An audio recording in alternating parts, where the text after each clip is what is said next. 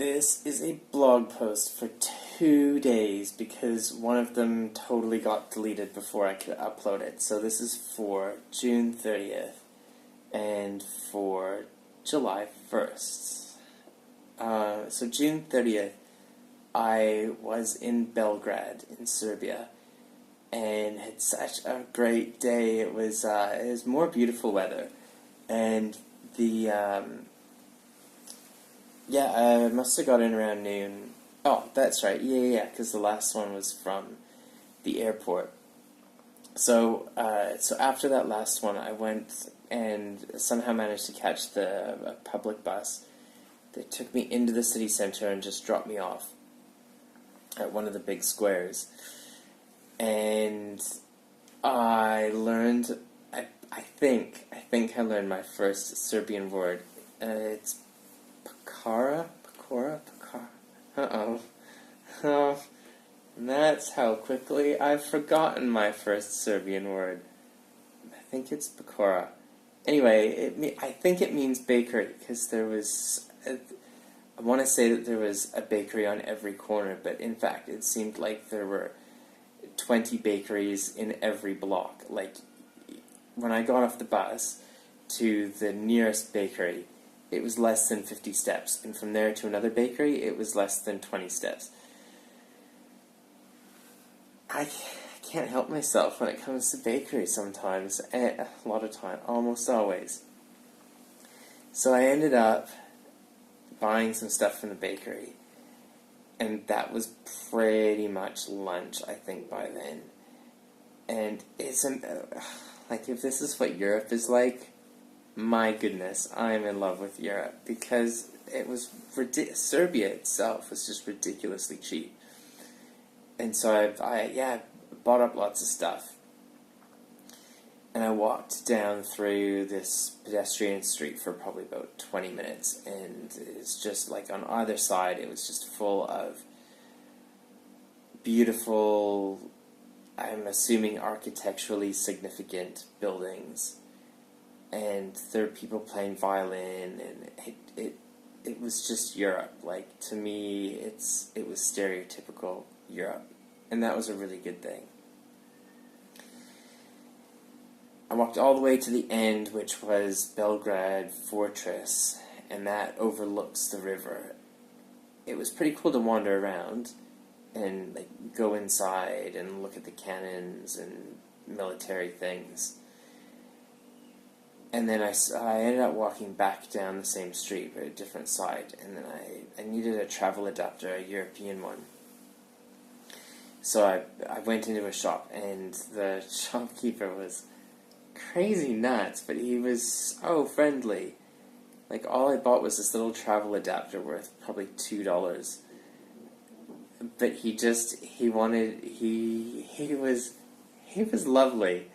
So he was telling me all, like, the local liquor that I needed to try, and we were just talking about everything to do with Serbia. And he's like, "Where are you from?" And I told him, and he's like, "Why would you ever want to leave New Zealand? Like, Serbia's great, but why would you want to leave New Zealand?" And I told him that because I live in China now, and he's like, "Why would you make that trade?" But he was such a funny guy, and he was well worth talking to for ages. So then I went down through the Bohemian Quarter,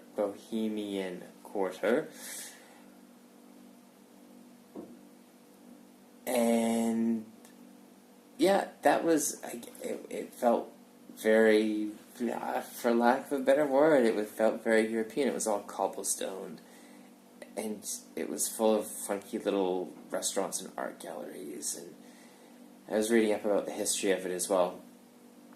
It has a whole lot of history. It's like the rest of Belgrade has just popped up around it, and this is the only street really that was spared, I guess, proper development. And then I ended up, so that was another part of the city, and then I walked over to a huge big park in another part of the city. By then I was getting pretty tired, because this was so many hours of just walking around.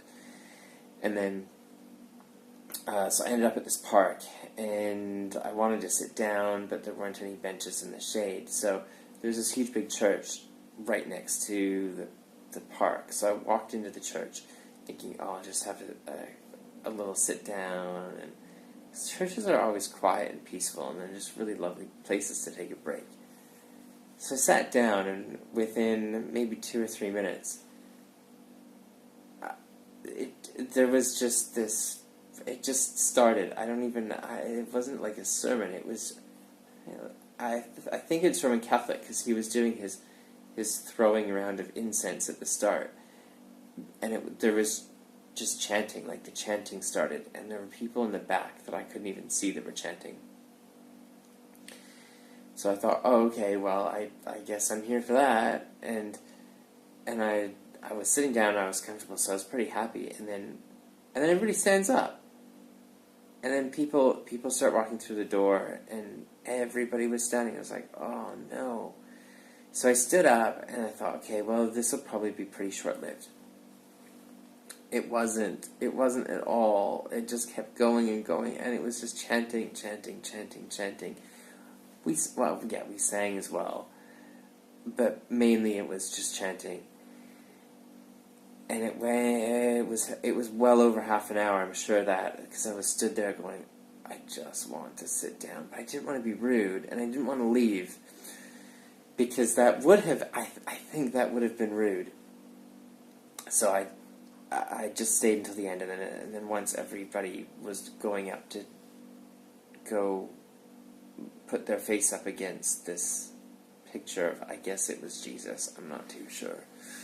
But once they did that, then I felt as though I could sit down, and I did. And then on my way out, I noticed that it's actually a super famous church, because it has the body of a medieval king from the 1300s. I was like, wow, that's pretty cool, because it's like this coffin that's right out in the center. Not in the center, on the side. But it's out there in plain view for everybody to have a look at. So I thought, oh, that must be what this church is known for.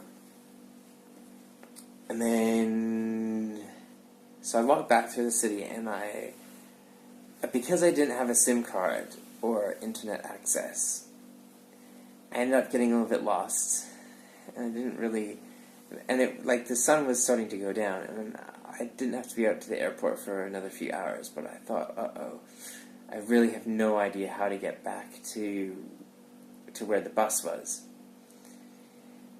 I knew it was only a few blocks from where I was, but Belgrade is just all these streets that, there's no grid or anything, and there's just alleyways going off in every direction. And so I walked around for quite a while. It was probably about 45 minutes before I was like, nah, I cannot do this. And so anyway, I ended up asking, and I got directions, and then as soon as I was pointed in the right direction, I was like, oh, I remember this, yeah.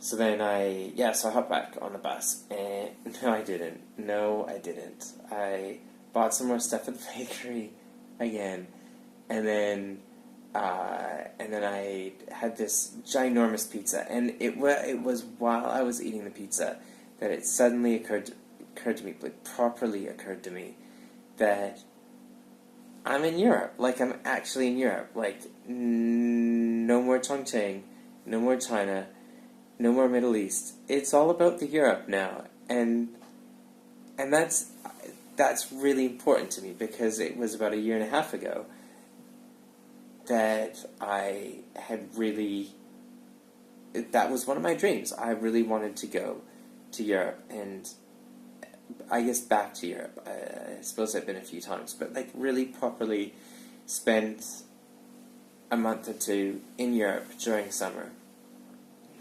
I guess kind of see what all the fuss is about, because I've never really, aside from 1.5 years ago, I never really had this huge desire to explore Europe.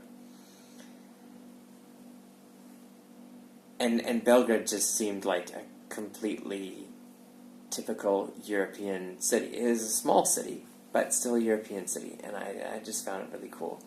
So the pizza, oh, so yummy.